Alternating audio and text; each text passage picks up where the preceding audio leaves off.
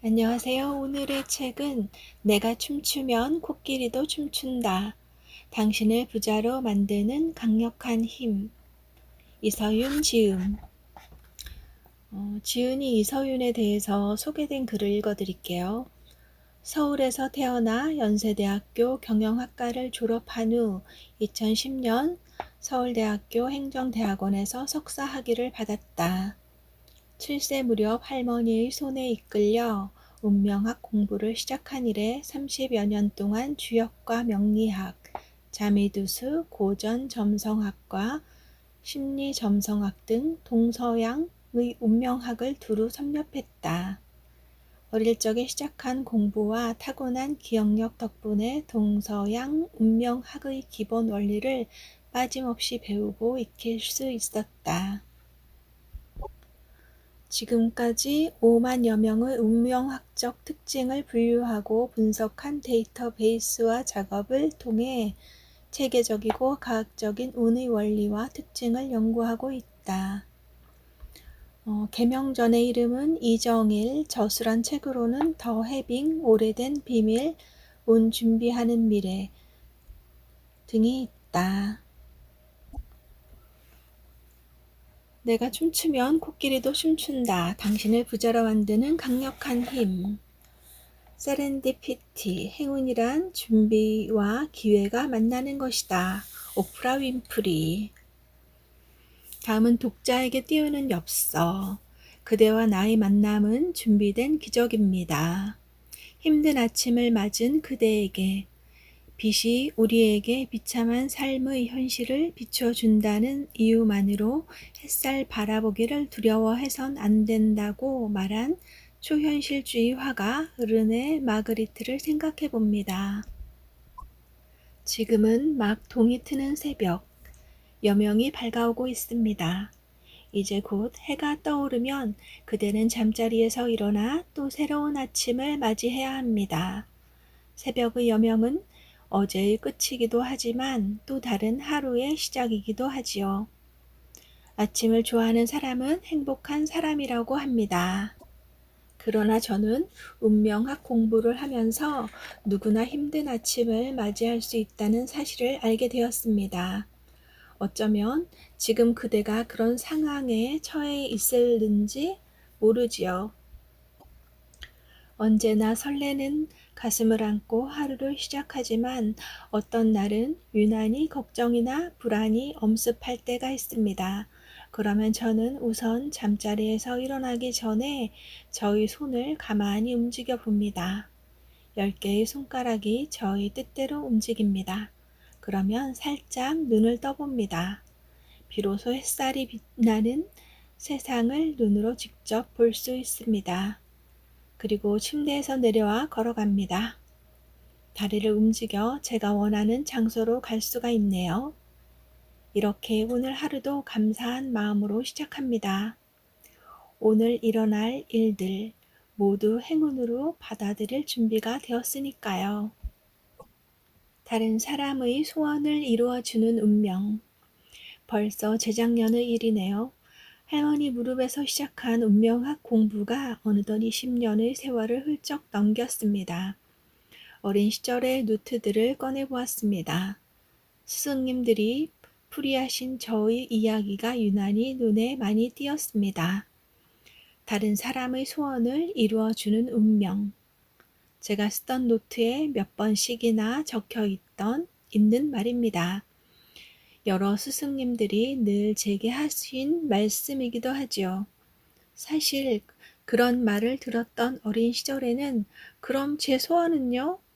어떻게 그걸 할 수 있는데요? 등 의아한 점이 참 많았답니다. 하지만 이제는 조금씩 그 뜻을 알아가는 중입니다. 제가 해야 할 일은 다른 사람의 소원을 이루어주고 그래서 세상을 행복하게 만드는 것이지요. 이런 제 운명을 하나하나 펼쳐가는 저야말로 행복한 사람입니다. 세상에 우연이란 없습니다. 저는 운명학을 공부하는 동안 정교하게 짜인 운명의 신비의 경이로움을 느낄 때가 많았습니다. 한 사람의 운명을 만들어가는 힘은 스스로의 생각과 말과 행동임을 깨달았으니까요. 그대와 제가 이렇게 만나게 된 것은 오랫동안 준비된 하나의 기적이라고 생각합니다. 행복한 삶을 살려는 그대의 간절한 꿈과 소망이 낳은 기적이지요. 우리의 기적 같은 만남은 인도의 작가 파탄잘리의 시와 같은 결말을 그대에게 선물할 것입니다. 잠들어 있는 힘들, 능력들, 그리고 재능들이 살아난다. 그대가 꿈꾸었던 것보다도 자신이 훨씬 더 위대한 사람임을 깨닫게 되리라. 2009년 새해를 열며 이정일. 이서윤의 개명 전 이름이 이정일이에요. 프롤로그. 떨어지는 낙엽 하나로 천하의 대세를 본다면 초등학교 3학년 때였다. 어느 날 나는 가장 친하게 지내던 친구의 얼굴을 보다가 깜짝 놀랐다. 어머, 우리 이제 헤어지나 봐. 너희 집이 멀리 이사를 갈 것 같아. 무슨 말이야? 엄마한테 우리 이사 간다는 말을 들은 적이 없는데? 이상하다? 내 말을 듣고 어리둥절한 표정을 짓는 친구의 얼굴을 다시 찬찬히 뜯어보았다. 친구의 얼굴 가운데 좌우 눈썹 끝의 관자놀이 부분이 맑지는 않지만 황색을 띠고 있었다. 그것을 관상학에서는 이동운을 뜻하는 것으로 풀이하기 때문에 곧 이사를 가게 될 이라고 말했던 것이다. 하지만 좋아하는 친구와 헤어진다는 사실은 나도 받아들이기 힘들었다. 그래서 다시 친구의 생년월일과 시를 가지고 사주로 풀어보았다. 그런데 친구의 사주에도 그 시기에 이사운이 들어있는 것이 아닌가. 아무래도 우리가 헤어지는 게 맞나 봐. 어떡해. 친구랑 나는 곧 헤어지게 된다는 사실에 속상해했다. 서로 걱정을 하는 동안 시간이 흐르고 정말 한 달 후에 친구네 집이 갑자기 외국으로 이사를 가게 되었다. 친구 아버지가 회사에서 외국으로 발령이 났기 때문이었다. 그때는 내 예언이 거짓말처럼 맞아떨어진 것에 놀라기보다는 제일 친했던 친구와 헤어진다는 사실이 더 견디기 힘들었다. 친구의 앞날을 예측했던 그 당시 나는 어린 나이임에도 불구하고 관상과 사주 공부에 한창이었다. 친구들이 생년월일과 태어난 시를 물어본 다음 사주풀이를 하고 관상의 결과와 맞추어 보기도 했다. 물론 결과는 혼자만의 비밀로 간직했을 뿐 드러내놓고 말을 한 적은 거의 없었다. 이렇게 어린 시절을 보내는 동안 나는 운명학과 관련된 이런저런 책들을 구해다 보곤 했었다. 그러나 초등학교 선생님이던 엄마는 당시만 해도 미신으로 손가락질 받던 운명학에 푹 빠져 있는 딸을 그냥 두고 보기를 힘들어 하셨다. 그나마 학교 공부를 잘했기 때문에 혼이 덜 난 게 다행이라면 다행이랄까? 가와바타 야스나리의 서정가에 나오는 다스에가 떠오른다. 다스에는 5살 때 집안에서 벌인 낱말 카드놀이를 통해서 우연히 자신의 예지력을 알게 되었다.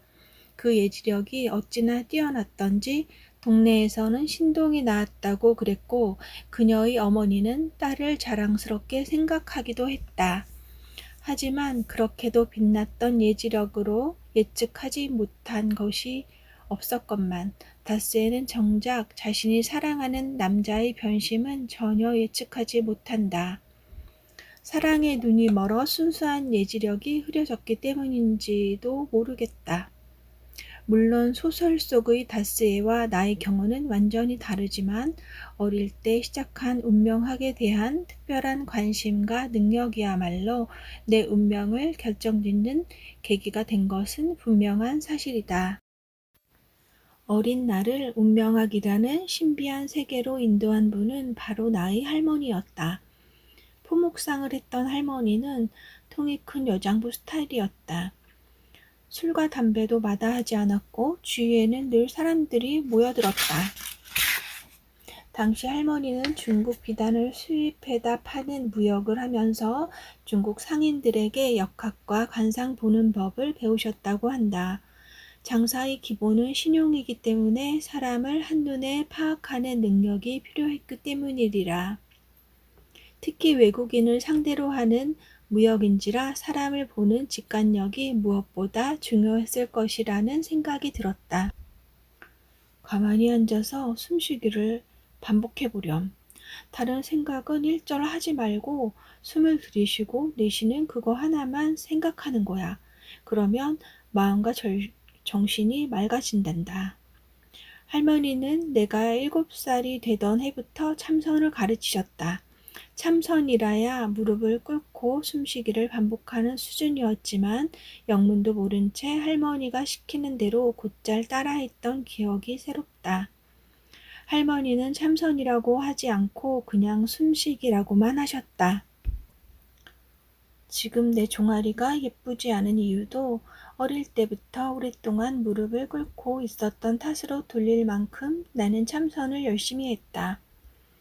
관상보다 더 중요한 건 심상이라는 걸 늘 생각해야 한다. 눈동자가 검고 동그랗게 잘생긴 사람은 재운이 좋다. 이마가 크고 잘생긴 사람은 인덕이 좋다. 숨쉬기에 어느 정도 익숙해지면서 할머니는 나에게 관상의 기초부터 하나씩 가르쳐 주셨다. 그러면서 손금 보는 법과 사주팔자에 대해서도 알기 쉽게 설명을 되풀이하곤 하셨다. 물론 할머니의 설명을 제대로 알아듣기는 힘들었지만 내 스스로 재미있어 했다는 것은 분명하다. 아마 할머니는 그런 손녀딸이 귀여웠는지 즐거운 마음에 점점 더 많은 공부를 가르치셨던 것 같다. 또래 친구들이 한창 소꿉놀이를 하는 나이에 나는 할머니의 손에 이끌려 운명학의 세계에 발을 들여놓기 시작했던 것이다. 그리고 나이를 한 살씩 더 먹으면서 할머니의 손을 떠나 스스로 운명학이라는 넓은 바다에서 자유롭게 헤엄치게끔 되었다. 공부를 하면 할수록 운명학의 오묘한 세계가 간직한 매력은 나를 더욱 깊숙이 끌어들였다. 사람의 손금과 간상을 보고 사주팔자를 풀이하면 그 미래가 윤곽을 드러낸다는 사실은 스스로 전율을 느낄 만큼 신기한 경험이었다. 나는 할머니에게 관상의 기본을 배우면서 명리학과 관련된 책을 구해다 혼자서 사전과 우편을 찾아가며 공부를 하기도 했다. 어른에게도 어렵다는 명리학을 거의 독학으로 하다시피 파고들었다. 천유, 불축, 지풍우, 인유, 조석, 지화복. 하늘에는 측량하기 어려운 비바람이 있고 사람에게는 아침 저녁으로 바뀌는 화복이 있다. 이런 말들이 주는 무겁고 심오한 의미를 사람들이 현실에서 살아가는 동안 겪게 되는 일과 연관지어 풀어보고 싶은 생각이 들었던 것이다. 보통 사람들이 예측하지 못하는 하늘의 풍우를 예측하고 조석으로 바뀌는 인간의 화복을 미리 감지할 수 있다니. 낙엽 하나가 떨어지는 현상을 보고도 천하의 대세가 어디로 움직이는지 감지할 수 있다는 것이 얼마나 놀라운 일인가. 내게는 이처럼 신비한 운명학의 세계가 엄마에게는 끔찍한 일이나 다름없었다. 무슨 신기가 내린 것도 아니고 한창 학교 공부를 해야 할 나이에 한문이 가득한 이상하기 그지없는 책을 끼고 사는 딸을 본다는 것은 차라리 고통이었으리라. 더욱이 할머니가 시키는 일이니 드러내놓고 반기를 들기도 곤란하셨을 것이다. 더군다나 성적은 최상위권을 유지하는 딸이 취미 삼아 하는 공부를 강제로 그만두게 할 수도 없는 노릇이었을 터이다. 한 번은 목욕을 하러 목욕탕에 갔다가 내가 사는 동네 아주머니가 목욕을 하면서 다른 아주머니와 이야기 나누는 것을 우연히 엿듣게 되었다. 집을 팔려고 내놓았는데 집이 안 팔려 걱정이에요. 보러 오는 사람도 없고. 나는 순간 아주머니 얼굴을 찬찬히 들여다보았다. 아주머니의 눈과 눈썹 사이의 윗 눈꺼풀이 선명하지는 않지만 맑은 황색을 띠고 있었다. 또 좌우 눈썹 끝 관자놀이 부분이 조금 꺼져 있지만 색상이 맑고 깨끗했다. 아주머니, 집이 당장은 안 팔려요. 그렇지만 올 겨울이 지나기 전에 팔릴 거예요. 그리고 이사하시면 새로 산 집값이 분명히 올라요. 나는 아차 싶었지만 이미 내뱉은 말이었다. 믿을 수 없다는 표정을 지으며 돌아보는 아주머니에게 절대로 우리 엄마한테 제가 그랬다는 말씀 하시면 안 돼요. 라며 신신당부를 했다. 엄마가 알면 혼찌검이 난다는 걱정이 앞섰기 때문이었다. 엄마는 주위에서 딸에 대한 소문이라도 듣는 날이면 왜 공부는 안 하고 자꾸 쓸데없는 소리를 하고 다니냐며 걱정을 하셨다. 그래서 누군가에게 한마디라도 했다면 혹시 엄마 귀에 들어가면 어떡하나 하고 고민하는 날들이 많았다. 나도 사랑하는 엄마가 싫어하는 일을 해서는 안 된다고 생각하면서도 운명학의 세계에서 빠져나올 수가 없었다. 중학교 2학년 때는 담임 선생님이 내가 사주랑 관상을 잘 본다는 것을 알고는 이런 제안을 하셨다. 정희라, 이번에 학급 문집을 만드는데 우리 반은 다른 반 아이들이 절대로 할 수 없는 것, 특이한 것으로 손금 보는 법을 그림으로 그리고 설명하면 어떻겠니? 나는 선생님이 갑작스러운 말씀에 조금 놀라기는 했지만 이내 고개를 끄덕였다. 그래서 친구들 몇몇이랑 며칠 동안 학급 문집 만들기에 온갖 정성을 다 바쳤다. 손금을 일일이 그리면서 설명을 붙이는 일이 힘들긴 했지만 나도 할 수 있다는 생각으로 최선을 다했다. 그렇게 손금 보는 법을 특집으로 꾸민 학급 문집은 여러 선생님에게 많은 칭찬을 받았다. 덕분에 학교에서 나에 대한 소문이 더 퍼졌고 나는 모르는 선생님과 학생들이 없을 정도로 유명인사가 되었다. 운명학으로 세상을 내다보는 내 능력과 직관력은 사람들이 혀를 내둘 정도로 틀림이 없었다. 한 번도 내 판단을 스스로 의심해 본 적도 없었다. 언제나 정확하게 맞아떨어졌기 때문이다. 그래서 중학교와 고등학교 시절에는 학교에서 나를 모르는 친구들이 없었다. 학교에서 모르는 친구들이 내가 지나가면 야, 이정일 간다며 뒤에서 수근거렸다. 일전에 어느 매체와 인터뷰를 하는데 내게 그때의 기분을 물어본 적이 있었다. 한창 예민한 사춘기 소녀가 또래의 관심사와는 관계없는 일로 많은 주목을 받는 기분을 알고 싶었을 것이다. 모두들 수군대고 너무 많은 관심을 받게 되었는데 그게 싫지 않았어요? 괜찮았어요. 운명학을 공부하면서 내게 일어나는 일을 거부하면 결과가 좋지 않다는 것을 알았으니까요. 그리고 많은 사람에게 영향을 줄 수 있다는 걸 감사하게 생각해요. 어느 날 갑자기 할아버지 신이 내린 중학교 2학년짜리 여자 무당의 이야기를 들은 적이 있다. 그 아이는 신이 내린 후 학교에만 가면 친구들이나 선생님들 점을 보느라고 아무것도 할 수가 없을 지경이었다는 것이다. 그래서 그 애는 학교를 그만두고 아이의 내린 곳을 받아서 무당이 되었다고 한다. 무속에서 말하는 신이나 신내림을 부정하는 것은 아니지만 나는 무속과는 관련이 없다. 내가 공부한 운명학은 유사일에 인간이 겪은 천지 만물의 변화를 체계적으로 설명한 과학의 세계다. 내가 만약 미래를 내다보는 남다른 능력과 직관력이 있다면 그것은 운명학이라는 과학적인 세계 안에서 이루어질 뿐이다. 사람의 운명은 늘 움직인다. 사실 나는 학창 시절에도 간혹 친구와 선생님의 앞날에 대한 궁금증을 풀어주기는 했지만 나머지는 지극히 평범한 대한민국 여학생의 모습과 하나도 다를 바가 없었다. 나를 이용하는 거야? 내가 자기들 점이나 보는 사람이야? 만약 내가 이런 생각을 하면서 학창 생활을 했다면 친구들이나 선생님들, 또 주변 사람들을 멀리했을 것이다. 그리고 나의 마음도 참으로 힘들었으리라.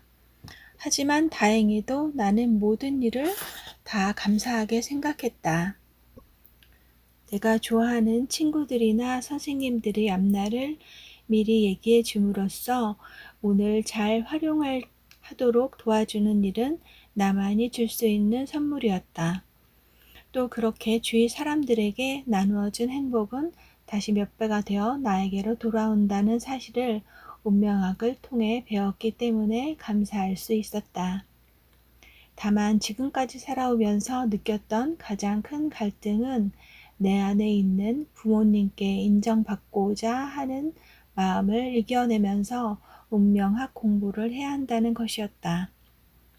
부모님은 지금도 내게 말씀하신다.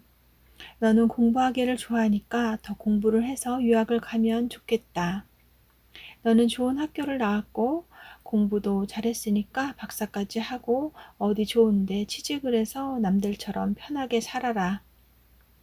부모님이 내게 바라신 것은 행정고시에 패스해서 공무원이 되거나 박사 학위를 마치고 교수가 되는 것이었다. 그러나 내 안에는 더 성장해야 할 무엇이 있음을 나는 잘 알고 있다. 사람은 때에 따라 해야 할 일이 따로 있기 때문이다. 그래서 적절한 시기에 자기 안의 여러 가지 모습 중에서 가장 편하고 남들보다 잘할 수 있는 일을 선택하는 게 중요하다. 그래야 마음이 편하고 마음이 편해야 인생이 행복하고 스스로 행복해야 부를 누릴 수 있다는 게 운명학의 기본적인 가르침이다. 나는 이 가르침대로 실천하고 있을 뿐이다. 나는 지금도 우주의 법칙과 인간의 관계를 가르치는 동서양의 학문을 공부하는 일을 게을리하지 않고 있다.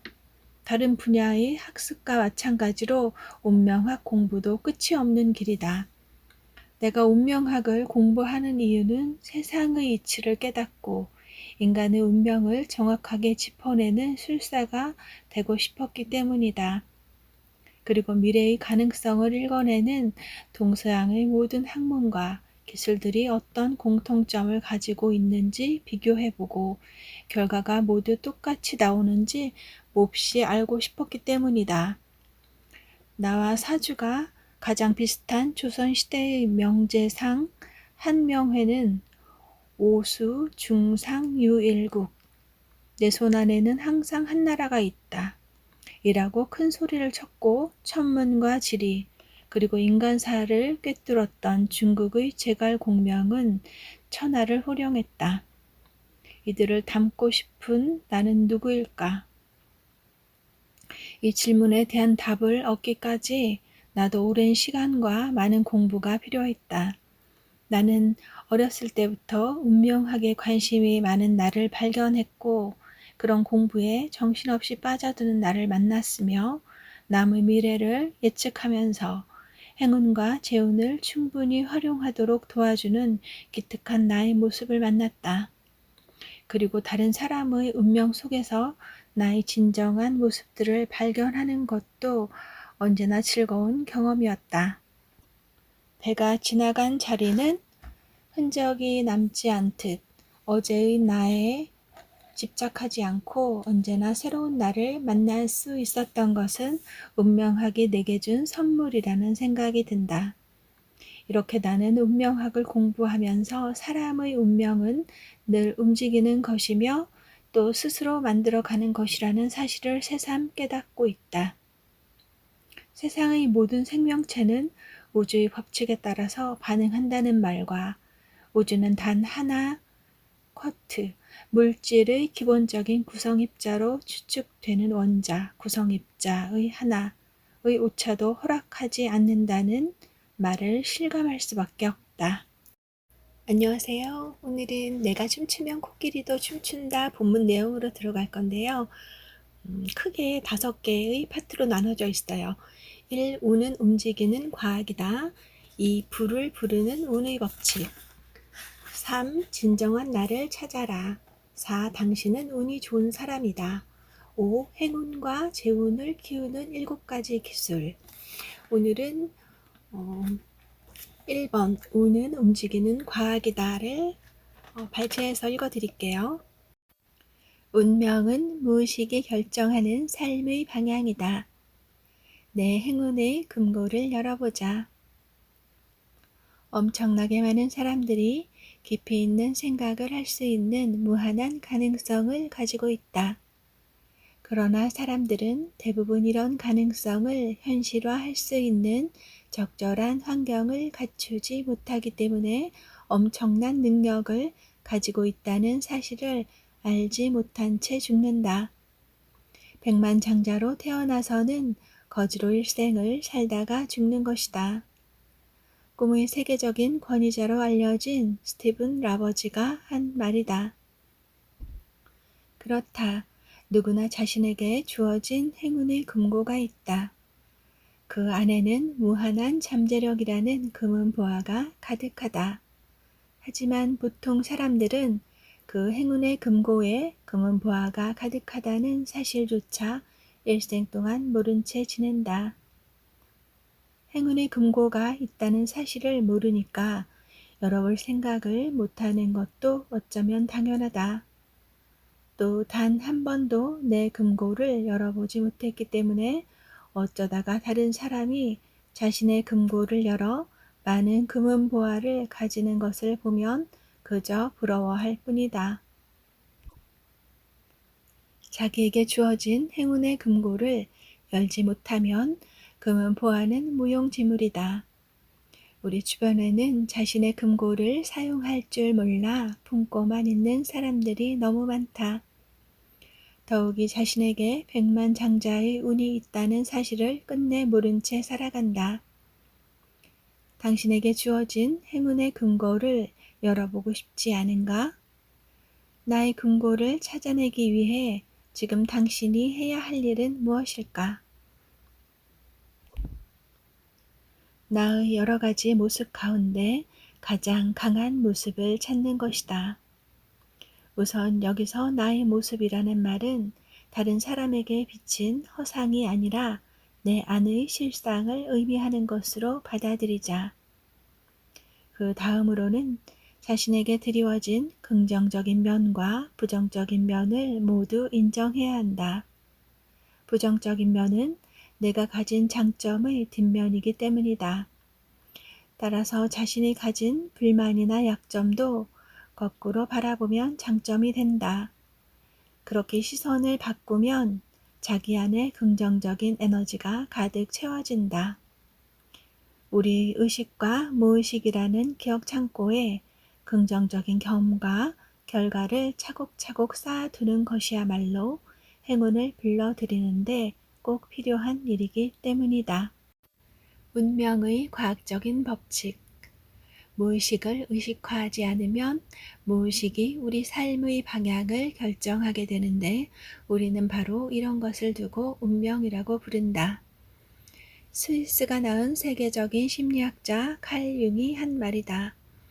칼 융은 무의식이 정하는 삶의 방향이 운명이다라는 표현으로 우리 안에 운명이 들어있음을 강조했다. 여기서 운명이라는 말은 인간이 갖고 있는 무의식적인 경향이나 에너지를 의미하고 내가 미처 인식하지 못한 내 안의 사고 패턴이 운명을 만든다는 것으로 해석할 수 있겠다. 우리의 의식과 무의식에는 무한한 에너지가 잠재되어 있다. 이것은 우리가 삶을 살아가는데 커다란 에너지로 작용한다.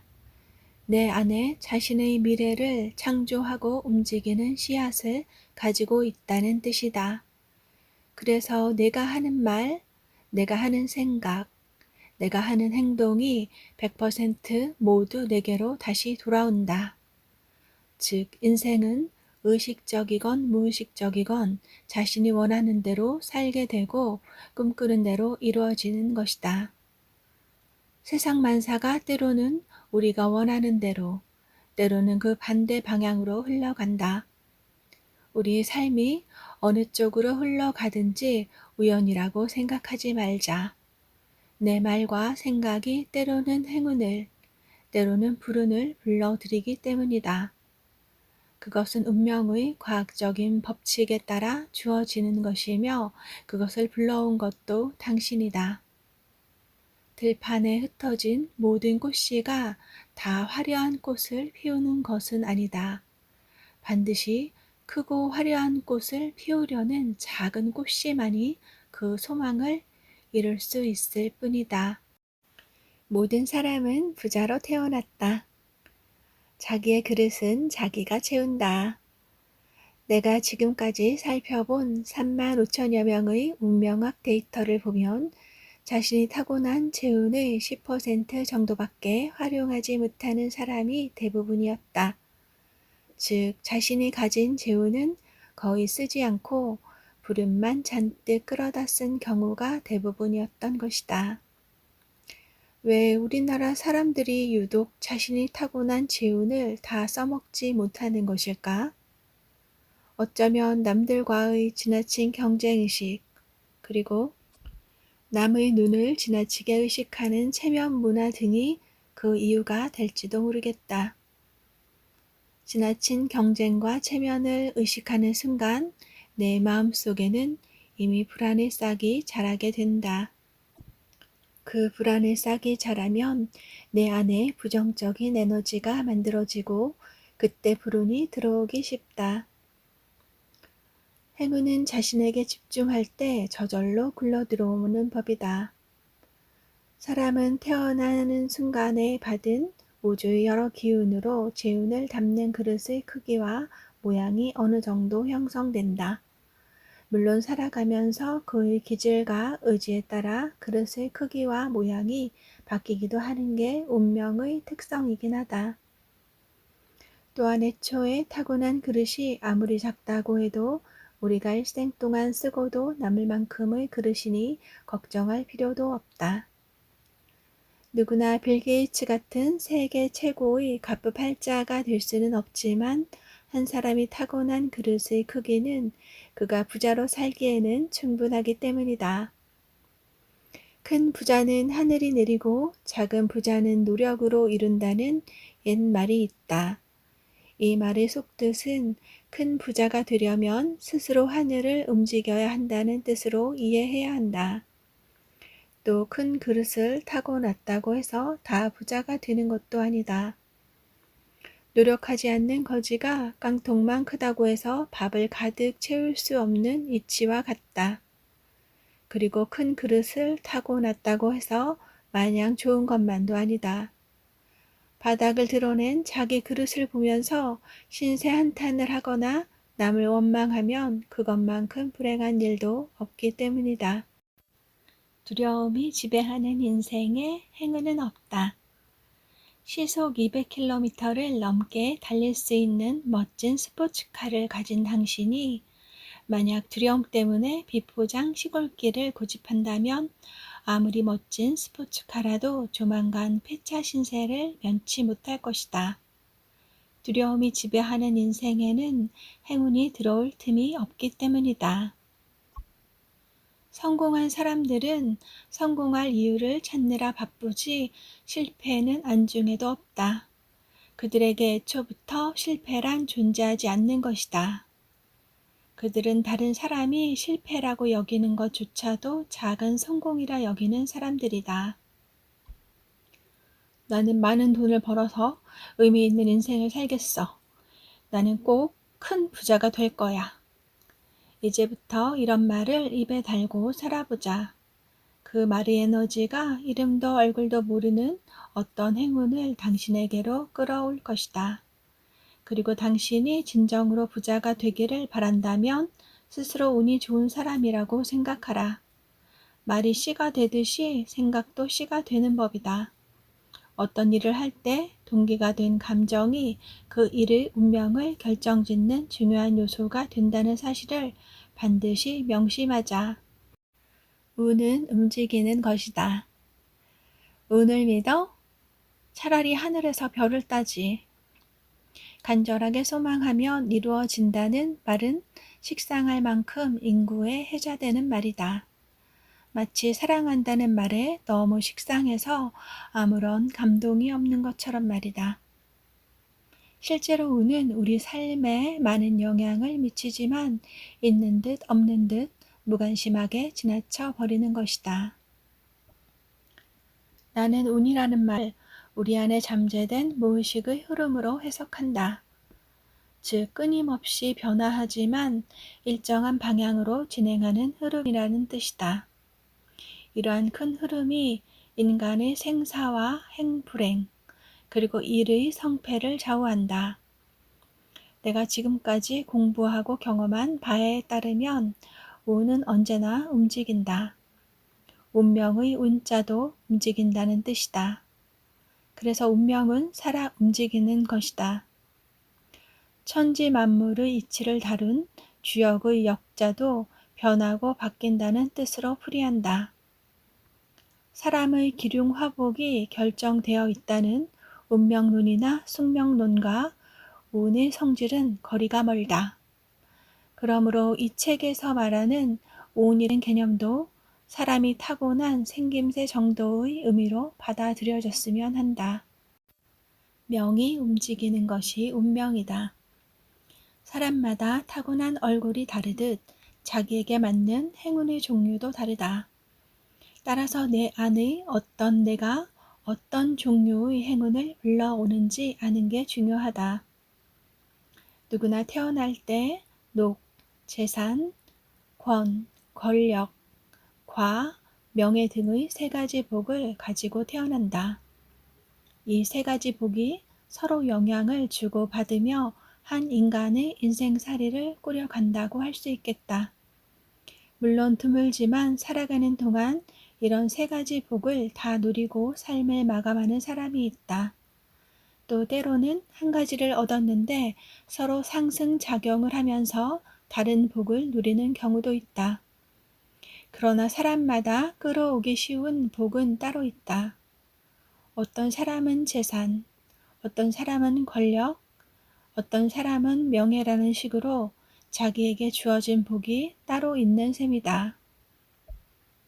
죽고 사는 것은 본래 정해진 명이 있고 부하고 기함은 하늘에 달려있다. 모든 것이 이미 분수가 정해져 있는데 부질없는 인생만 저 혼자 바쁘도다. 공자는 명심보감의 순명편에서 인간의 운명이 모두 정해져 있다면서 이런 한탄을 남긴 적이 있다. 또한 공자는 논어에서도 천명을 알지 못하면 군자가 될 수 없다면서 군자는 자기의 명을 알기에 무리한 욕심을 내지 않는다고 결론을 내리기도 했다. 여기서 말하는 천명을 안다는 것은 타고난 나의 성향과 기질을 안다는 것이다. 기가 움직이는 것을 기운이라 하고 명이 움직이는 것을 운명이라 하듯 나를 잘 알아야 변화무쌍한 인생살이가 편안하고 순조로워진다는 뜻이다. 그러나 내가 만난 사람들 가운데 자기가 타고난 행운과 재운을 모두 누리는 사람들은 극히 드물었다. 자세히 살펴본 35,000여 명의 운명 데이터 가운데 0.1%에 불과했다. 내가 이 책을 쓰는 이유도 사람들이 자기 안에 잠재된 행운과 재운을 깨우면 지금보다 더 풍요롭고 행복한 삶을 누릴 수 있다는 단순한 진리를 전하고 싶기 때문이다. 행운도 불운도 내가 만든다. 운의 법칙은 인간관계의 산물이다. 기륭화복을 불러들이는 것은 다름 아닌 자기 자신이다. 행운도 불운도 자신이 만드는 것이다. 세상에 우연이라는 것은 없다. 내 생각과 내가 하는 말 모두가 나의 운명을 결정하고 나의 행운을 부르는 힘이 되기 때문이다. 잘 되면 내 탓이요. 못 되면 남 탓인가? 이런 생각으로는 행운을 제대로 지배할 수가 없다. 잘 되어도 내 탓, 못 되어도 내 탓이어야 한다. 행운과 불운이 모두 내게서 비롯된 것이기 때문이다. 그런데 행운을 넘어 횡재처럼 밀려오거나 아니면 불운이 소나기처럼 한꺼번에 쏟아지는 경우도 종종 있다. 이것은 무엇을 의미하는가? 이때는 자신의 운이 바뀌고 있다는 걸 감지해야 한다. 예를 들면 친구의 손에 이끌려 동창회에 참석했다가 10년 넘게 연락도 없었던 친구를 만나 비즈니스 거래를 하면서 큰 돈을 벌 기회가 생길 수 있다. 반대로 복권 당첨이 오히려 집안의 분란과 경제적 파탄으로 귀결되기도 한다. 이처럼 불운이 행운으로, 행운이 불운으로 뒤바뀌기도 하는 것이다. 이런 모든 일을 내가 만들어내는 것이기 때문에 행운과 불운도 그 인과 관계를 살피면서 좋은 방향으로 이끌어 나가는 게 중요하다. 행운은 늘 제 시간에 맞추어 온다.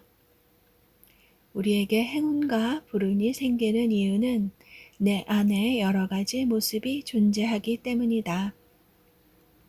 언제나 감사하고 일을 즐길 때는 좋은 운이 지속되고 불안에 휩싸이거나 질투와 나태함에 무릎을 꿇게 되면 자연히 불운을 불러들이게 된다. 우리에게는 다양한 감정, 의식과 무의식의 영역이 존재하고 그 감정의 파동에 맞는 운을 불러들인다. 예를 들면 우리 내부에는 다양한 방송국, 내 안에 나를 가지고 있으며 내가 주파수, 감정을 맞추는 대로 방송, 운이 흘러나오는 것이다. 그리고 운에는 타이밍이라는 것이 있다.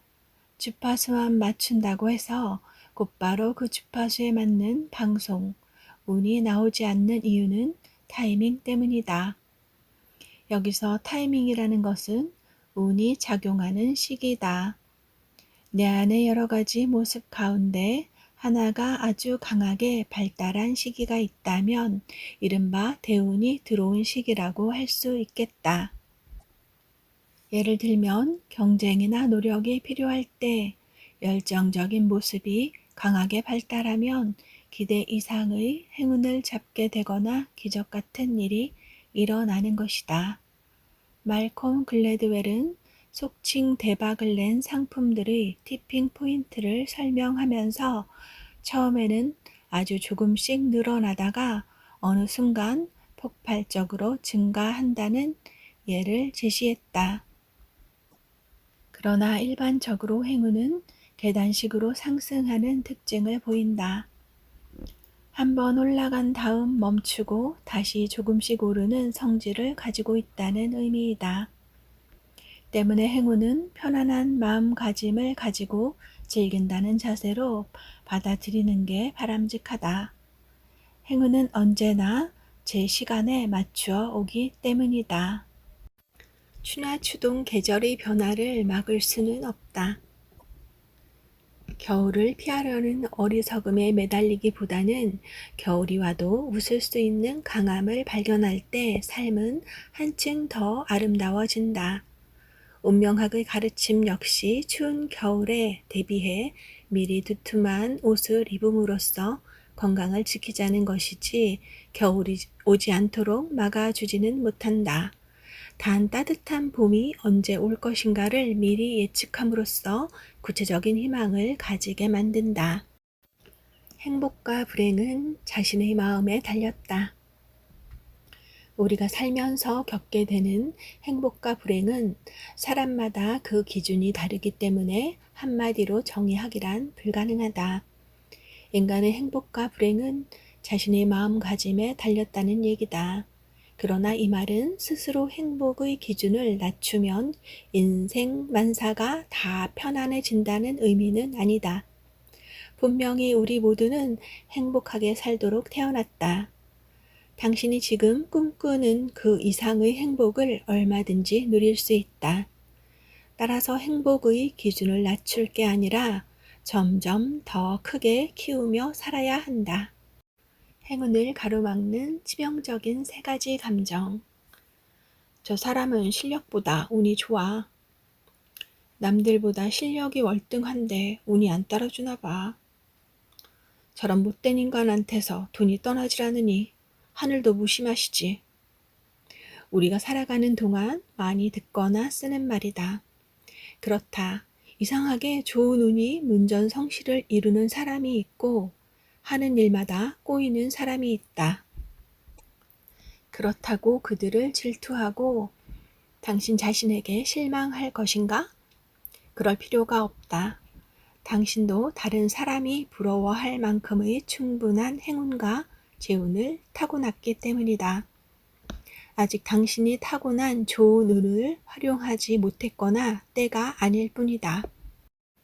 사촌이 땅을 사면 배가 불러야 한다.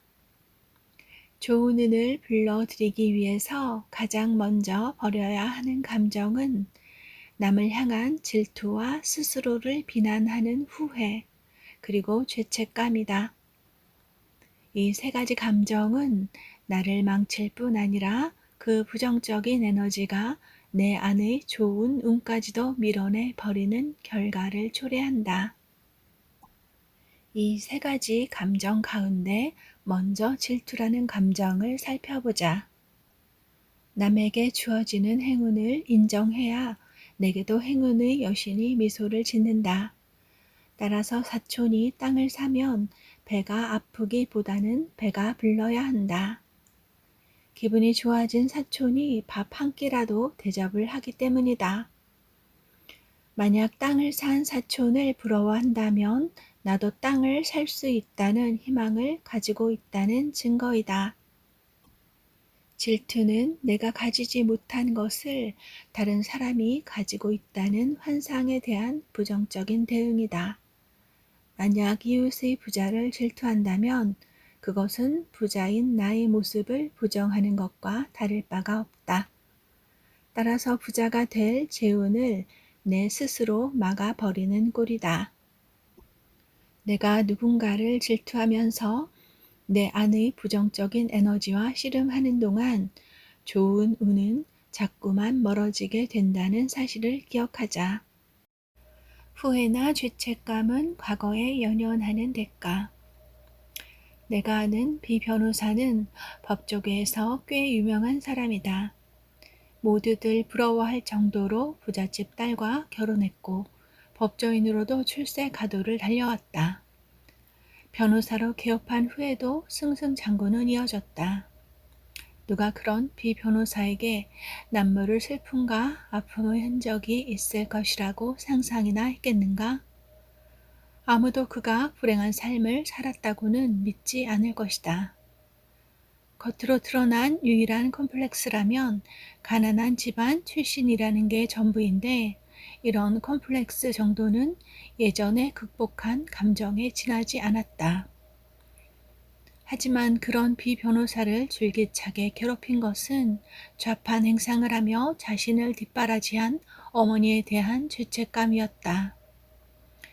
결혼을 한 후로 부잣집의 대릴 사위나 마찬가지로 사는 동안 일찍 돌아가신 어머니를 제대로 돌보지 못했다는 회한 때문이었다. 그는 이런 죄책감에 시달리면서 자신은 행복하면 안 된다고 마음속으로 되뇌며 스스로에게 주문을 걸었던 셈이다. 결국 그는 자신이 생각한 것처럼 결혼과 이혼을 되풀이하면서 결코 행복하지 못한 삶을 살고 있다.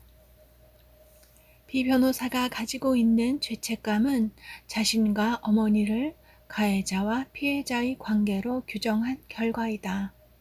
즉, 인간관계를 대립구도로 파악하기 때문에 자신을 가해자 아니면 피해자로 생각해 스스로 불행을 자초하는 것이다. 피해의식은 스스로를 피해자로 만들고 죄책감은 스스로를 가해자로 만들 뿐이다. 마찬가지로 후회라는 감정도 과거의 잘못을 돌아보는 과정을 통해 오히려 우리의 내면, 의식이건 무의식이건 간에 고착화되기가 십상이다.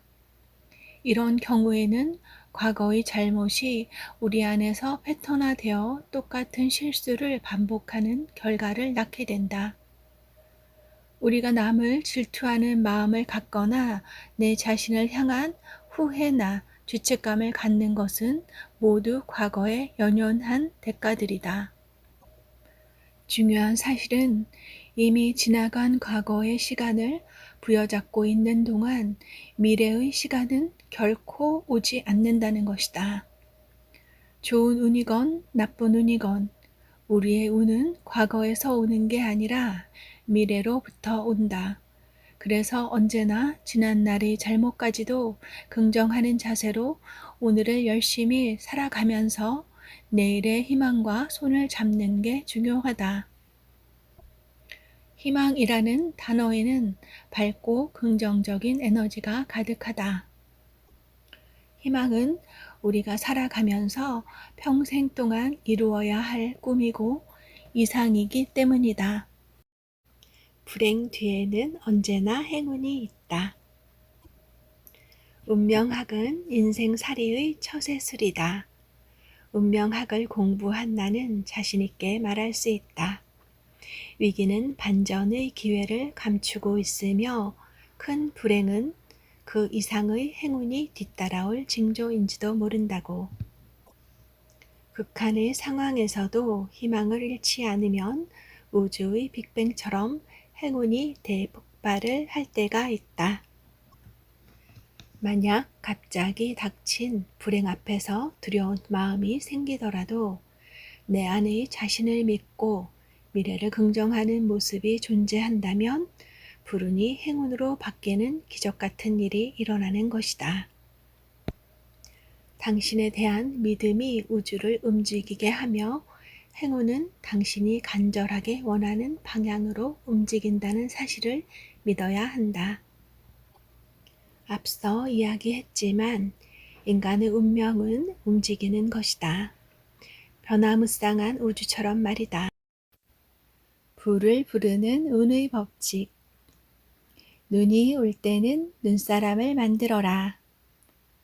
돈은 겨울 하늘에서 내려오는 하얀 눈과 같다. 세상의 모든 사람에게 하늘이 내리는 공평한 축복이다. 당신은 하늘이 내린 축복을 누리고 나누면서 쌓아야 한다. 한방눈이 펑펑 내리는 어느 마을의 전경을 상상해보라. 자, 당신은 눈이 내릴 때 무엇을 할 것인가? 아마 부자가 되려는 당신은 눈사람을 만들 것이다. 그런 당신 주위로 많은 친구들이 모여들 것이다. 당신이 큰 눈사람을 만들겠다는 의지와 목표를 가지고 있다는 사실을 알고 있기 때문이다. 그리고 당신도 누군가의 조력 없이는 눈사람을 만들기가 힘들다는 것을 잘 알고 있다. 피나는 노력으로 부자가 될 수 있다고? 일반적으로 부자들은 다른 사람을 통해 부를 끌어들이는 좋은 운을 가지고 있다. 그리고 자신의 운을 잘 활용하면서 주위의 다른 사람들까지도 운이 좋아지게 만든다. 부자 주위에 부자가 많은 이유도 다른 사람의 모습을 통해 부자인 나의 모습을 보기 때문이다. 즉, 사람은 내 안에 존재하는 본래 모습대로 다른 사람을 본다는 의미이다. 따라서 부자인 나의 모습이 비추어지는 사람들을 주위로 자연스럽게 끌어들이는 것이다. 혼자 힘만으로 부자가 된 사람은 없다. 그러나 부자가 되려는 꿈을 실현하기 위해 개인의 노력은 필수적이고 또 권장해야 할 일이다. 그러나 피나는 노력이 아니라 즐거운 노력이어야 한다. 즐겁게 일하는 사람일수록 쉽게 돈을 벌어들이기 때문이다. 그래야 돈 버는 일이 행복하고 또 행복해야 부자가 된다. 내가 아는 성공한 사람들이나 부자들은 성공의 이유를 밝힐 때 자신의 운이 아주 좋았노라고 당당하게 말한다. 혼자의 노력과 능력으로 부자가 됐다고 말하는 사람은 별로 보지 못했다. 그리고 그들은 역으로 실패를 했을 때도 자신의 불운을 탓하기보다 남아있는 작은 행운이라도 찾으려고 하는 사람들이다. 우리의 삶이 이어지는 동안 행운이 불운으로 또는 불운이 행운으로 언제든지 바뀐다는 사실을 알고 있기 때문이다. 부자가 되는 손쉬운 방법이 있다. 다른 사람의 소원을 이루어주는 운명. 어릴 때 할머니로부터 관상과 손금 보는 법, 그리고 역학을 배우지 않았더라면 지금 어떤 길을 걷고 있을까를 생각해 본다. 내 안에 무엇이 나로 하여금 운명하게 정말 말 그대로 운명처럼 끝없이 끌려 들어가게 했을까? 어릴 때 기억을 더듬으면 나는 이 공부가 재미있다는 기억이 있다. 그리고 중고등학교 시절부터 내 안의 믿음이랄까? 이 공부로 분명히 사람들이 더 행복해지도록 도움을 줄 수 있다는 자기 확신이 뚜렷하게 자리 잡았다. 그래서 나는 사람들에게 행복한 부자가 되는 손쉬운 방법이 있다는 사실을 알려주고 싶었다. 소설 상도를 보면 주인공 임상옥이 새벽부터 밤늦게까지 오로지 일만 하는 장면이 나온다. 그런데 그런 임상옥에게 당대 최고의 부자였던 홍득주는 칭찬을 하지 않고 오히려 호통을 친다. 그런다고 돈이 많이 벌리는 줄 알아? 열심히 일하고 노력만 한다고 해서 부자가 되는 게 아니라는 홍득주의 호통에서 읽을 수 있는 것은 어떻게 해야 부자가 될지를 먼저 생각하라는 것이다. 누구나 그저 열심히 일을 한다고 부자가 될 리는 만무하다. 그리고 재운이 좋지 않은 시기에 열심히 움직이면 오히려 손해를 볼 수도 있다. 목적지도 정하지 않고 그저 앞만 보고 길을 걷는 것은 아무런 목표나 생각 없이 삶을 이어가는 것에 지나지 않는다. 아직도 옆집에 사는 부자가 미운가? 인생에서 기회는 버스처럼 지나간다.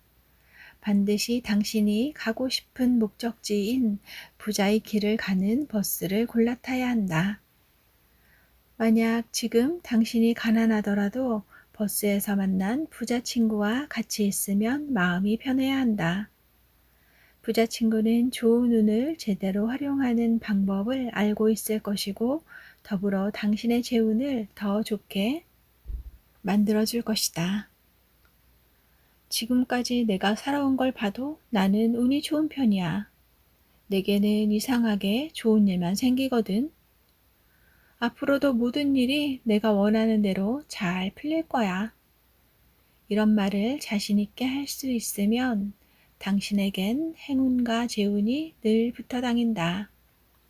이제 당신이 타고난 재운의 그릇에 불을 가득 채우는 것은 당신의 몫이다. 돈에 대한 두려움을 없애라. 당신은 마음 편하게 얼마까지 지갑 안에 돈을 넣어 가지고 다닐 수 있나요? 결론부터 말하자면 당신이 지니고 다니는데 편안한 만큼의 액수가 당신에게 편안하게 들어오는 돈의 액수와 비슷하다는 얘기를 하고 싶다. 100만 원이건 그 이상이건 하루 정도 몸에 지니고 다녀보자. 혹시 현금이 부담스럽다면 수표를 지갑 속에 넣어 다니는 방법도 있다. 만약 들어오는 돈이 기대했던 돈의 액수보다 적다면 자신을 한번 되돌아볼 필요가 있다. 먼저 나는 내가 원하는 만큼 가질 수 있다고 스스로를 설득해야 한다. 그런 다음에는 원하는 돈의 액수에 대해 스스로 마음이 편안해졌음을 인정하는 게 중요하다. 그래야 내 안에 들어온 불을 온전하게 누릴 수 있기 때문이다. 지갑에 10,000원을 넣고 다니는 재벌 2세. 국내 준재벌급 2세인 L씨의 경우를 한번 보자. 그는 집안의 재력을 바탕으로 외국 상품의 독점 수익권을 따내 비교적 젊은 나이에 많은 돈을 벌었다. 주위의 칭송은 물론이요, 무엇보다 부모님으로부터 경영 능력을 인정받게 되었다. 자신감을 갖게 된 그는 사업 영역을 확장했지만 일이 뜻대로 풀리지 않았다. 엘씨의 운명을 살펴보니 편안한 마음이 저절로 돈을 불러오는 재운을 가지고 있었다. 그리고 과거의 아픈 기억이 이 같은 재운을 펼치는데 방해가 되고 있다는 것도 특징이었다. 보통 지갑에 현금을 얼마나 가지고 다니세요?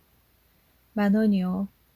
그는 지갑 속에 든 현금의 액수를 정확하게 말해주었다. 이어서 어릴 적에 어머니 심부름을 다녀오다가 큰 돈을 소매치기 당했던 경험이 있다고 털어놓았다. 그때 그 일로 혼이 난 후로는 현금을 많이 가지고 다니지를 않는다고 했다. 물론 카드도 한 장 이상을 지갑에 넣고 다니는 법이 없었다. 가짜 수표라도 좋으니까 지갑에 1,000,000원을 넣고 열흘만 지내보세요. 나는 그에게 우선 돈에 대한 두려움을 없애라고 조언했다. 그의 경우 돈에 대한 두려움을 가지거나 조바심을 내면 계속해서 같은 함정에 빠지게 되기 때문이었다. 그는 처음에는 100만원짜리 수표를 지갑에 지니고 다녔는데 자꾸만 신경이 곤두서더라고 했다. 하루에도 몇 번씩 지갑을 만져보거나 아니면 아예 지갑을 꺼내 수표를 확인해야 마음이 놓이곤 했다. 그만한 액수를 가지고 다니는 그의 마음이 영 편하지 않다는 증거였다. 하지만 열흘이 지나고 한 달이 지나면서 점점 지갑 속의 수표를 그다지 의식하지 않을 정도가 되었다. 한 달 반이 지났을 때에는 조언대로 1,000만원짜리 수표를 가지고 다녔는데도 마음이 편안했다. 2달이 지나자 다른 상황의 변동이 없었음에도 문제의 신규 사업 매출이 완만한 상승 곡선을 그리기 시작했다. 물론 사업의 최초 흑자액은 정확히 1,000만원이었다. 친한 친구에게 얼마짜리 점심을 살 수 있나? 내 고객 중에 실제로 항상 1,000만원이 넘는 현금을 가방에 넣어 다니는 사람이 있다. 물론 운전기사가 보디가드 역할을 겸하기 때문에 가능한 일인지도 모른다. 의류 도매업을 크게 하는 40대 중반 여사장인 P씨는 물품 구매 때문에 거금을 가지고 다니는 것은 아니라고 했다. 요즘이야 전부 온라인으로 결제를 하기 때문에 거래처를 다니더라도 현금이 필요하지 않다는 것이다. P씨는 그냥 그렇게 다녀도 자기가 편하니까 습관처럼 많은 돈을 가지고 다닌다는 것이다. 그러면서 P씨는 자신에게는 돈을 많이 지니고 다녀야 돈을 많이 번다는 믿음이 있다고 털어놓았다. 시장에서 장사를 할 때 돈을 많이 가지고 있는 날은 거의 예외 없이 좋은 물건을 싼 값에 대량 구매할 기회가 주어진 경험 때문이라는 것이었다. 지금도 사업이 날로 번창하기에 그 믿음에는 변함이 없다고 자신있게 말했다. 돈이 돈을 부른다고 했던가? 많이 가질수록 더 많이 얻는다고 생각하면 타고난 재운의 그릇을 더 크게 키울 수 있다.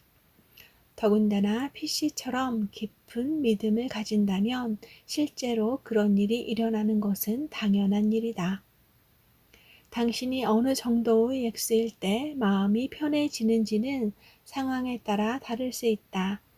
그렇다면 하나씩 실천해 보는 것도 좋은 방법이다. 당신이 마음 가는 대로 당장 실행할 수 있는 일들을 하나씩 나열해 보자. 사회 봉사단체에 익명으로 얼마를 기부할 수 있는가? 제일 친한 친구에게 밥 한 끼를 살 때 어느 수준이면 기분이 좋은가? 주위 사람에게 얼마나 많은 돈을 빌릴 수 있는가? 당신이 빌려주고 마음이 편안한 액수는 얼마인가? 정말 갖고 싶은 옷을 사는데 얼마를 쓸 수 있는가? 한 달에 마음 편하게 쓸 수 있는 용돈은 얼마인가? 그 액수가 얼마이든 일단 지금의 나를 긍정하자. 그리고 조금씩 그 편안함을 확장해 나간다면 지금 잠들어 있는 재운을 깨울 수 있으리라. 자, 이제 당신에게 편안하게 들어오는 돈은 지금의 10배 이상으로 불어날 것이다. 돈을 연인처럼 진정으로 사랑하라. 도둑이 부자가 되는 경우를 받는가? 돈과 행복은 아무 상관이 없다. 돈을 많이 가진 사람은 모두 남의 등골을 뺀 사람이다. 돈이 많으면 불행해진다. 어디서 많이 들어본 익숙한 말들이다. 이런 여러 가지 말로 돈에 대해 부정적인 생각을 하는 사람이 참으로 많다. 왜 우리는 돈에 대해 이렇게 부정적인 생각을 많이 가지게 되었을까? 물론 돈이 없어서 하고 싶은 일을 하지 못했거나 아니면 돈 때문에 마음의 상처를 입은 경험은 누구라도 가지고 있을 것이다. 그렇다고 그게 돈을 싫어하고 미워하는 이유가 되어서는 안 된다. 돈을 싫어하고 부정하는 사람은 부자가 될 수 없기 때문이다. 부자는 자신이 타고난 재운을 충분히 활용하고 기다릴 줄 아는 사람이다. 자신이 타고난 재운, 그리고 남의 운까지 좋게 할 수 있는 사람은 큰 부자가 되는 법이다. 인생을 풍요롭게 하는 무한한 에너지. 앞에서 사람은 모두 재운을 타고난다고 했다. 우리 모두 부자가 될 수 있다는 말이다. 이 말은 부를 한정된 재화로 생각하지 말라는 뜻이다. 부를 한정된 재화로 규정한다면 빼앗고 빼앗기는 관계가 되기 때문에 부정적인 인식에 매달리기가 쉽다. 사실 태양을 비롯한 우주의 에너지는 무한하다고 봐야 한다. 마찬가지로 부도 우리의 인생을 풍요롭게 해주는 무한한 에너지라고 생각하자. 게오르그 짐벨이라는 독일의 철학자는 돈에 대해 이런 말을 하기도 했다. 돈은 인간의 탈인격화를 초래하지만 대신 돈은 인간을 개체화하고 인격화하는 도구로 사용되기도 한다.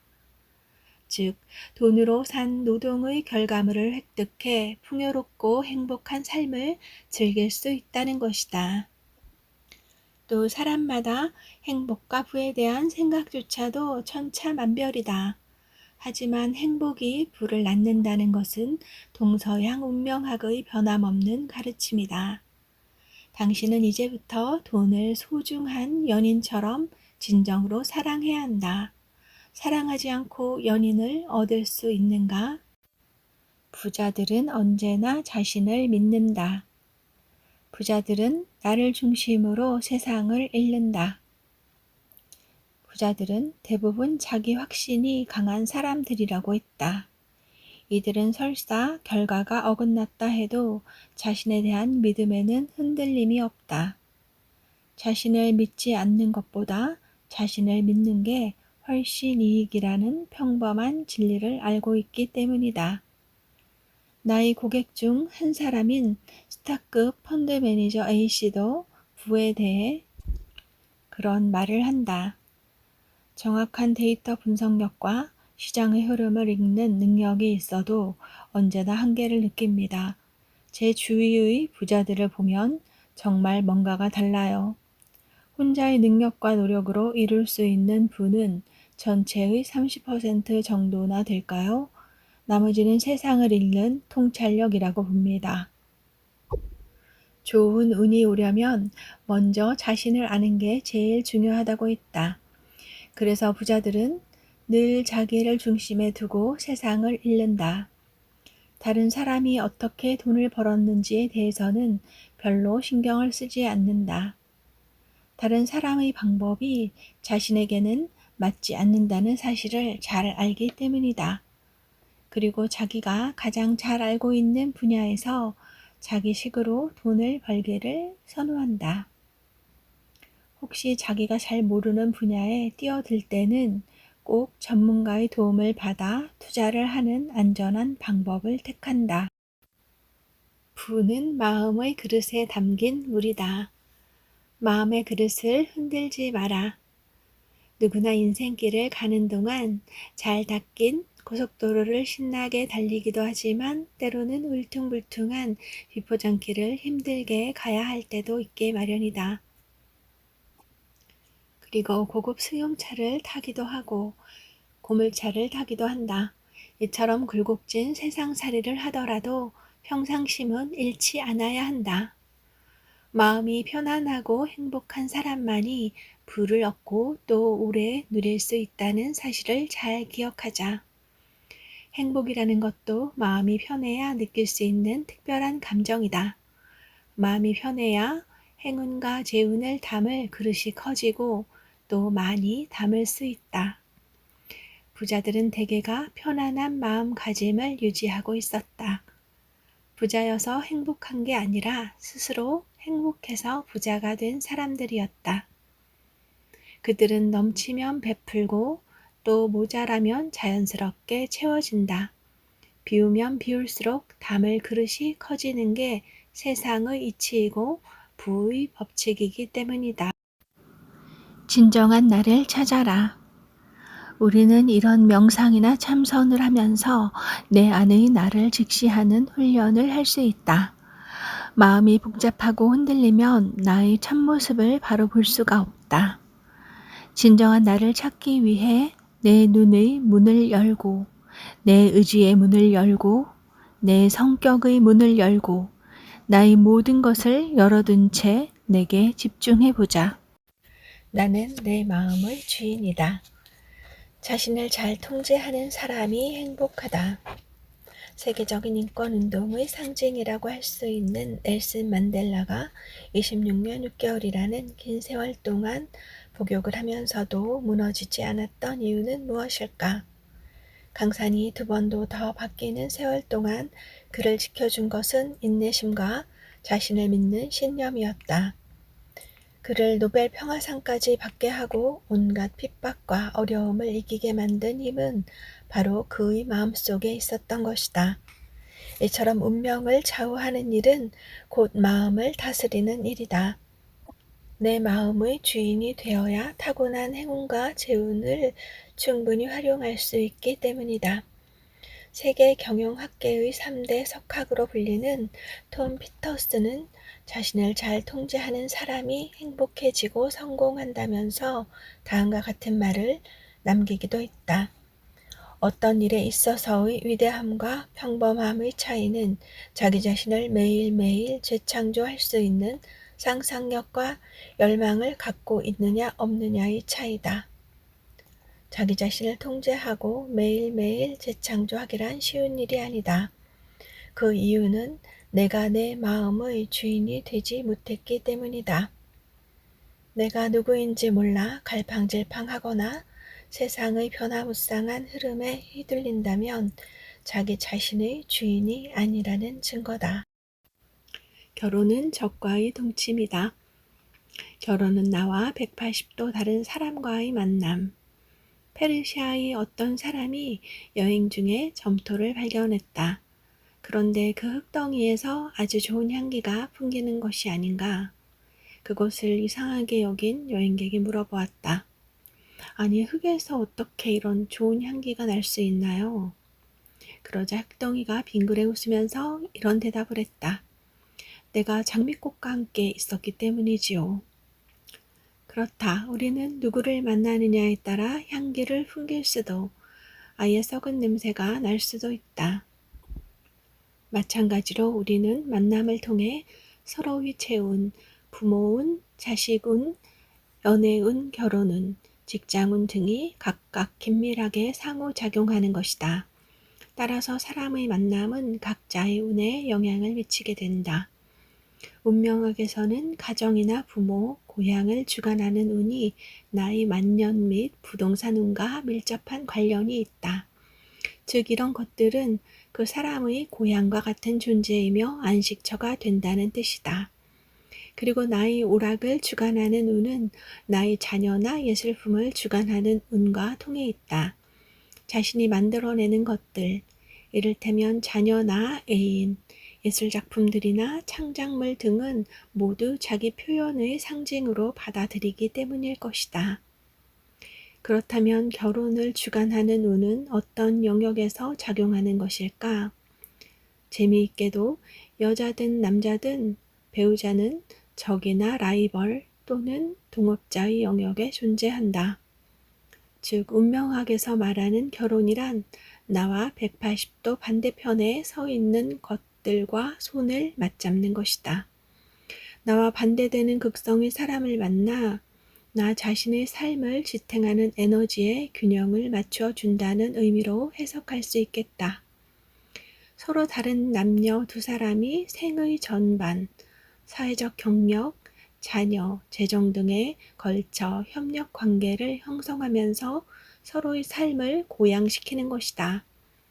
나아가 궁합이 좋다는 것은 결혼을 통해 서로의 장점을 결합함으로써 운을 상승시킬 가능성이 크다는 뜻이다.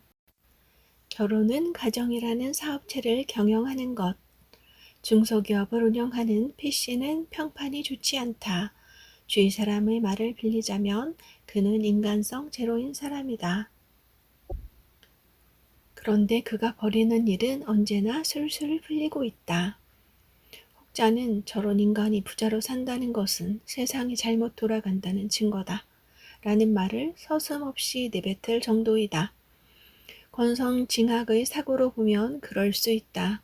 그러면 P씨가 탄탄대로의 인생을 살아가도록 만드는 운의 비밀은 어디에 있을까? 바로 이상적인 결합에 가까운 그의 결혼에 있다. 그의 아내는 부잣집 딸은 아니지만 포용력이 있고 주위를 먼저 배려하는 스타일이다.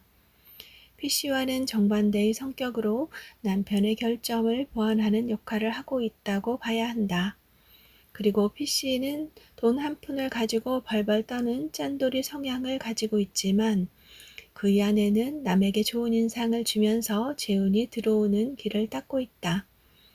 본래 P씨처럼 돈에 연연한 나머지 주위의 고마운 사람에게도 베풀지 않으면 돈이 갇히는 형국이 된다. 그러면 길이 없으니 돈이 들어오기도 힘들어진다.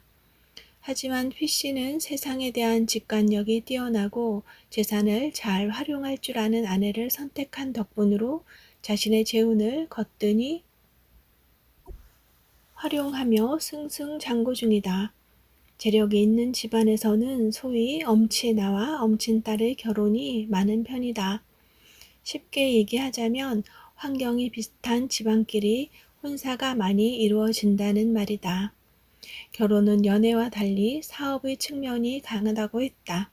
연애는 헤어지고 만나는 일이 두 사람의 관계에만 국한되지만 결혼은 두 사람의 사랑을 매개로 가정이라는 사업체를 경영한다는 관점에서 바라보아야 한다. 동업자와 연인이라는 두 가지 배역. 그렇다면 어떤 상대를 골라야 결혼운이 좋아지는가? 원하는 상대를 끌어오기 위해 가장 중요한 것은 결혼운이 좋을 때 당신의 모습을 결정하는 것이다. 예를 들면 결혼 생활을 할 때 당신이 간절히 원하는 행복한 모습이 어떤 것인가를 상상해 보자. 영화, 드라마, 소설 등에 등장하는 주인공의 이미지가 아니라 내 안의 나에 초점을 맞추어야 한다. 자신과 배우자의 사회적 성공, 격정적인 섹스의 황홀함, 대저택에서 즐기는 화려한 파티, 가족들과 함께하는 오붓한 식사 시간, 설레는 마음으로 떠나는 해외여행지 등등. 아마 사람마다 상상하는 결혼 생활의 행복한 모습은 천차만별일 것이다. 자신과 다른 상대에게 강하게 끌려 결혼했지만 시간이 지날수록 서로 이해하지 못하는 일들이 많아지면서 성격 차이에 견디지 못하게 되는 경우가 흔하다. 이때 배우자는 동반자가 아닌 그야말로 적으로 간주되기 십상이다. 특히 배우자를 가정이라는 사업체를 이끌어가는 동업자로 인식하기보다는 사랑의 감정을 앞세워 연인으로만 대할 때 결혼이라는 사업은 날이 갈수록 힘들어진다. 서로 동업자와 연인이라는 두 가지 배역을 동시에 해내기가 여간 어렵지 않기 때문이다. 결혼은 나와 반대의 기질을 가진 상대방을 만나서 서로 이해하고 받아들이면서 조화와 균형을 맞춰 나갈 수 있는 관계가 가장 바람직하다. 그럴 때 서로의 장점이 상승작용을 일으키면서 자녀 운과 재운 등이 함께 좋아지는 것이다. 나와 다른 당신을 이해하고 받아들이는 포용력과 그 과정에서 필요한 인내심을 가지고 있는데 어떻게 운이 좋아지지 않을 수 있겠는가? 더러 생각에 따라서는 같은 기질의 결합이 더 친밀감이 들고 친구처럼 좋을 것 같지만 가정이라는 사업이 발전할 가능성은 별로 높지 않다고 봐야 한다. 그뿐만 아니라 시간이 지나면서 서로 충돌할 가능성도 더 높아진다. 배우자의 장점은 내가 이미 가지고 있는 것이라 새롭지 않을 뿐더러 게다가 가장 싫어하는 내 단점을 배우자를 통해 자꾸만 확인하게 되기 때문이다. 이런 경우라도 배우자를 통해 내 안에 있지만 내가 보지 못하는 나의 단점을 보게 된다는 점에서 상대를 이해하고 받아들인다는 자세가 중요하다. 행운의 법칙을 알고 나면 성공과 부는 당신의 것이다. 구근이란 무엇인가? 라는 의문을 품다. 2001년 미국에서 9.11 사태가 일어나 3,000명에 가까운 사람이 일시에 죽었을 때 나는 경악했을 뿐만 아니라 강한 의문을 느꼈다. 왜 그날 죽을 운명이 아닌 사람들이 그날 그 장소에 있었다는 이유로 아무 잘못도 없이 죽을 수 있는가? 그동안 내가 공부한 개인의 운명은 무엇인가? 의문에 의문이 꼬리를 물었다. 나는 며칠 동안 명상에 잠겼다. 오랜 명상 끝에 내린 결론은 구군이었다. 나라의 운이 개개인의 삶에 직접적인 영향을 미친다는 사실을 새삼 깨달았다. 아, 구군이구나. 구군이 개인의 운에 영향을 미치는구나. 그럼 국가란 무엇인가? 대체 무슨 연유로 개인의 삶을 지배하고 영향을 미치는가? 구군을 모르고 개인의 운명을 얘기한다는 게 장님 코끼리 다리 만지기와 마찬가지가 아닌가? 생각이 여기에 미치자 마치 절벽 앞에 선 듯 막막한 기분이었다. 동네 야산을 오르내리다가 히말라야의 거대한 산봉우리를 마주한 느낌이랄까? 풀기 어려운 숙제라고 할 수 있는 인간 개개인의 운명에 대해 그동안 공부를 했지만 나라의 운명이라는 개념은 차원이 다른 영역이었기 때문이다.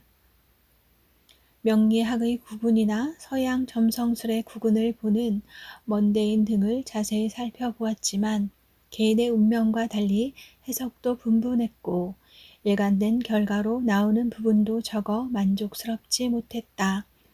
그래서 나는 먼저 국가란 무엇이고 또 어떻게 형성되었는지에 대한 공부가 내게 절실히 필요하다고 생각했다. 과연 국가란 개념이 무엇이고 개인과 국가는 어떤 관계에 있는가? 한 국가의 운명이 왜 개인의 운명에 우선하는 것일까? 나는 구군을 공부하기 위해 서울대학교 행정대학원의 시험을 보고 석사 과정에 들어갔다. 내가 선배들과 이너서클 펀더멘탈을 시작할 때처럼 나의 운도 변하던 시기였다. 그 시기의 도전과 노력들은 그간의 운명에 대한 공부들을 집대성할 수 있는 계기를 마련해 주었다. 지금 내가 감사한 마음을 가지고 걷고 있는 이 길은 끝이 없는 길이다. 따라서 내가 공부해야 할 것도 많고 당신에게 알려주고 싶은 비밀도 더 많아질 것이다. 그래서 지금 나는 행복하다.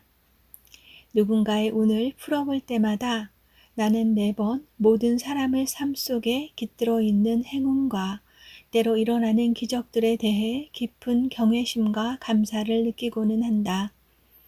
우리의 운이 너무도 정교하게 짜인 과학이라는 생각이 들기 때문이다. 또 지금까지 관찰한 바에 의하면 이번 생에 내가 한 생각과 말과 행동은 모두 이번 생에 그 결착이 이어진다는 게 나의 생각이다. 흔히 생각하는 인과응보라는 개념과는 조금 다르다. 착하다고 해서 좋은 운만 쑥쑥 올라오거나 악하다고 해서 운이 마구 찌그러들지는 않는다. 이른바 착한 사람이라고 해도 스스로를 자책하며 괴롭힌다면 불운을 불러들일 수밖에 없는 것이 운명의 원리인 것이다. 우리의 마음이 인도하는 대로 운이 흐르기 때문이다. 흙을 뚫고 올라오는 수박씨의 힘. 미국의 정치가인 윌리엄 제닝스 브라이언은 수박씨의 힘을 이렇게 말한다. 나는 수박씨의 힘을 관찰해 본 적이 있다. 수박씨는 흙을 밀어젖히고 나오는 힘이 있다. 자기보다 20만 배나 더 무거운 것을 뚫고 나오는 것이다. 수박씨가 어떻게 이런 힘을 낼 수 있는지는 알 길이 없다.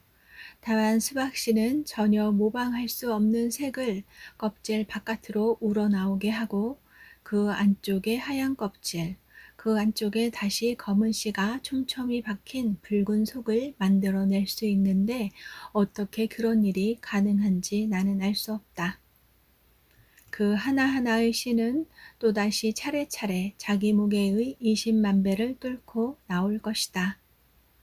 수박씨의 숨은 힘은 자기보다 20만 배나 더 무거운 것을 뚫고 나올 수 있으며 누구도 모방할 수 없는 나만의 것을 완벽하게 창조해낸다. 실로 놀라운 힘이다. 당신에게 숨어있는 힘도 마찬가지로 강하다. 아니, 당신의 힘은 수박씨보다 더 강할 것이 틀림없다. 인간에게는 누구나 혼자 힘으로 북미 대륙을 일주일 동안 환하게 밝힐 수 있는 잠재력이 있다는 주장도 있지 않은가. 하나의 씨앗이 열매를 맺기까지 수많은 요인들이 필요하듯 우리 삶의 결과 역시 하나의 원인으로만 설명될 수 있는 성질의 것은 아니다. 중요한 것은 그 작은 수박씨 하나에 들어있는 힘처럼 당신 역시 보이지 않지만 무한한 힘을 가지고 있다는 사실이다. 수박씨는 호박을 만들지 않는다. 이처럼 세상의 모든 씨앗 안에는 생명을 만들어내기 위한 한치의 오차도 없는 힘이 들어있다. 인간도 마찬가지로 씨앗의 힘과 자유의지라는 선택의 능력을 소유한 생명체이다.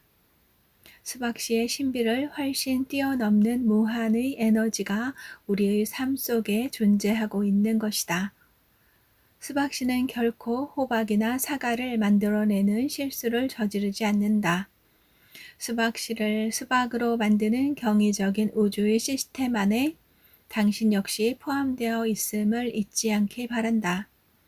그것의 의문을 품거나 밝혀내려고 하지 말고 다만 신뢰하자. 우주의 모든 것은 한치의 오차도 없이 질서를 이루고 있기 때문이다. 당신 안에 존재하는 힘은 스스로 꿈꾸었던 것보다도 훨씬 더 눈부신 내일을 창조해낼 수 있는 무한한 가능성이기도 하다.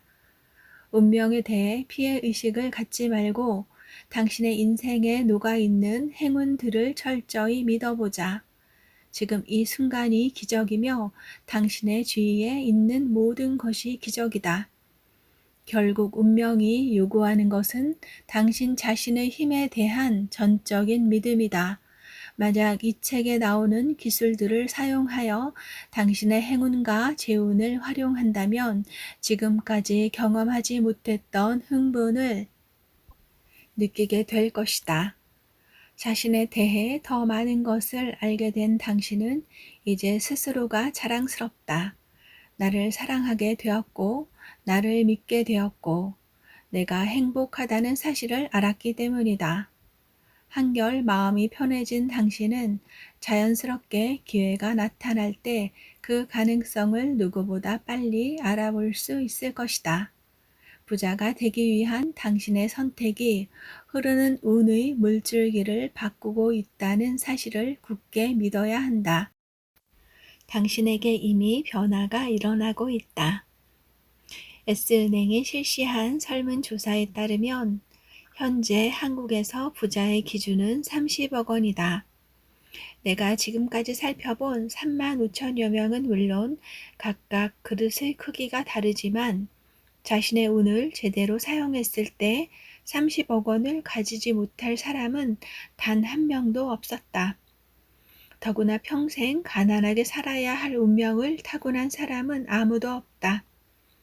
평균 수명을 전제로 할 때 각자 조금 늦고 빠른 시기의 차이는 있지만 부자가 되도록 당신의 운이 계속 움직이고 있다는 사실을 기억하는 것이 중요하다.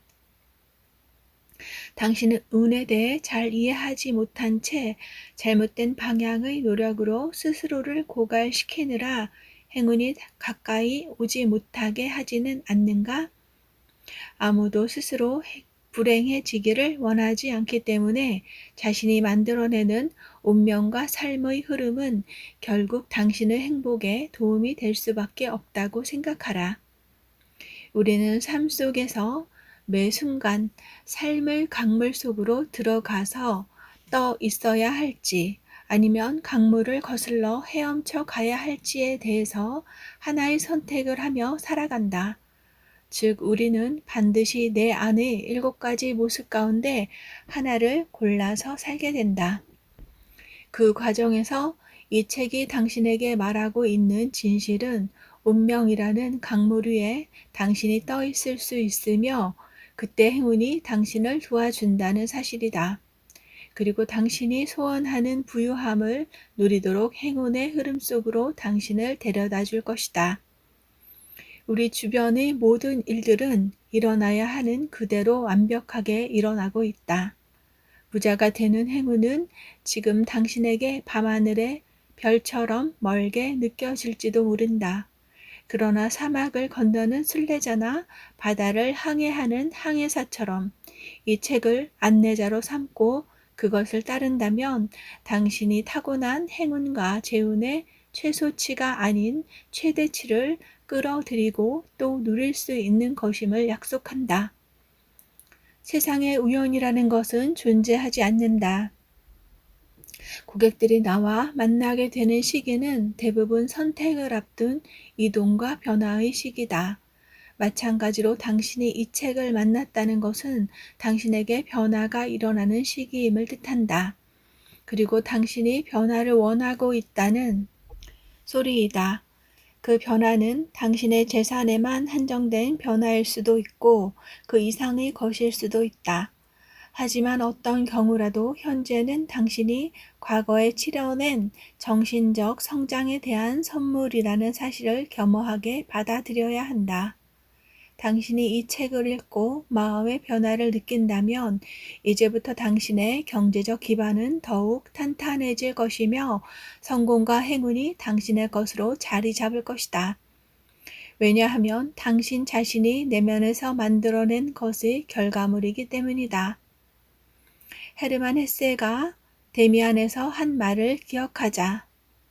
당신이 등지지 않는 한 운명은 언젠가는 당신이 꿈꾸고 있는 대로 고스란히 당신의 것이 될 것이다.